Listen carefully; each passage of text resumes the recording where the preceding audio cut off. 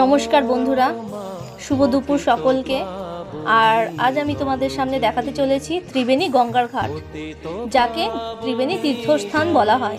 এখানে বহু মানুষ আছে যারা এই তীর্থস্থানে মানে গঙ্গার ঘাটে স্নান করে পুণ্য অর্জন করে।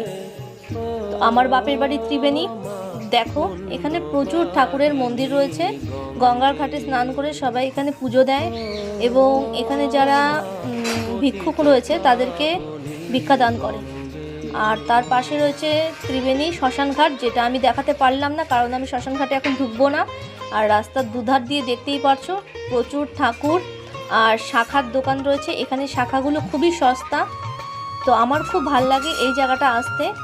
আমার বাপের বাড়ি ত্রিবেণী। তোমাদের কার কার বাড়ি ত্রিবেণী আছে আমাকে কমেন্টে জানিও, বা কে কে ত্রিবেণীতে এসেছো আমাকে জানিও।